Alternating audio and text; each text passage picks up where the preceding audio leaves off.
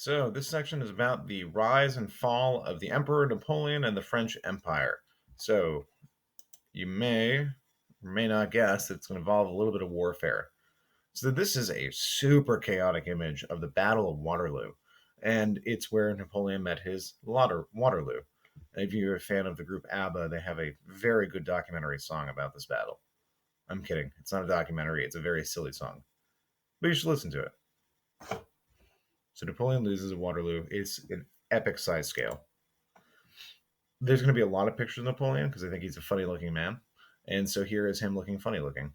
I have read that he held his hand in his coat because he was nervous or his thought he smelled or something. I don't know. Frankly, it's one of those things that I learned and I haven't bothered to relearn. So make something up. Think of a reason he puts his hand in there and have that be true because you're never going to have to cite that in an essay, frankly. All right. Napoleon's not even really French. He's more or less Italian, and by being really French is barely even a thing in the late 19th century. Think about again from you're learning about US2 and mass culture.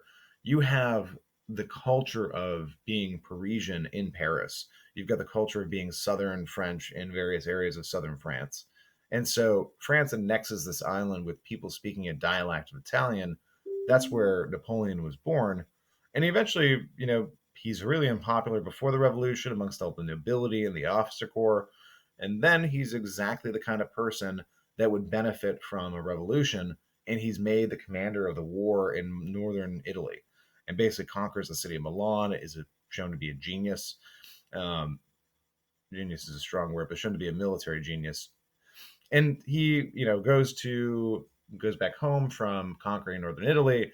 The directory wants him to go invade Britain. He says no, which is French for no, and ends up convincing them to let him invade Egypt, which is a disaster because Britain has all the boats. He returns home, fails upward, and overthrows the French dictatorship and or whatever the French directory, so semi-dictatorship, and establishes a real dictatorship called the consulate. This is another very silly picture of Napoleon writing a code of laws. And so it's really an odd thing in a lot of ways. Napoleon's a dictator. You can see him being a dictator. He also sincerely believes in the ideas of the revolution, including equality, religious tolerance, getting rid of serfdom, racial and religious discrimination, professional guild restrictions. So you couldn't be a lawyer unless you got bought into a club, basically, and he gets rid of all of that. A meritocracy, meaning you got your job in the military or in the bureaucracy by being good at it. He also makes peace with the Pope. And so, in a lot of ways, the French Empire's policies look a lot like that of the Republic, but with a little dictator cherry on top. Love this painting. It's the flag of the French monarchy. This is the white banner with the French royal crest on it, transitioning through warfare to that of the tricolor of France. You can see the blue, white, and the blue, blanc, and rouge. Blood, perhaps sky showing through. And so the Napoleonic Wars do that to all of Europe. You go from monarchies, or at least the idea of monarchies being secure and not damaged, to having a powerful nationalism. So people start to see themselves as being part of nations. Treaty of Westphalia established that every country has borders and the ruler of that country can decide, what the religion in there is. You take that idea, that Westphalian idea of the sovereignty, meaning the right to rule your own country, you roll the French Empire over it, which is going into nationalism. They're really developing this pride in Frenchness. These nations see that, or these people in these countries see that, and they start to see themselves as nations. And think about all the flags of Europe that you know. They start to copy those flags and start to try to make their own national revolutions. Napoleon again, this time sad. So he basically loses as he invades Russia. And I'm going to give you guys a couple of documents to look at to analyze the invasion of Moscow by the the French Grand Army. Short story: 600,000 go into Russia. Russia burns. The Russian troops burn all their crops.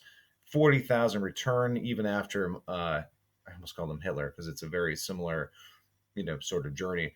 Napoleon occupies Moscow, burns it down, and then has to retreat, and tons of his troops die. So only 40,000 are left. He gets sent to exile on the island of Elba in the Mediterranean Sea, which is not far enough from Europe to actually make a difference. He loses this war, because the British have a navy. He doesn't. Again, similar to what happened in Egypt. He just can't remember that he needs a naval power to be able to fight a naval power. So, this, if you thought we were done with Louis, we last had Louis the 16th. We are now on Louis the 18th. You may think we have skipped a Louis, but there was a baby Louis in between who never got to be king and was, I believe, executed by the Revolution. So they put this guy on the throne, and Napoleon is peeved, escapes his island. The army overthrows the king again, and they call it the Great 100 Days or something like that.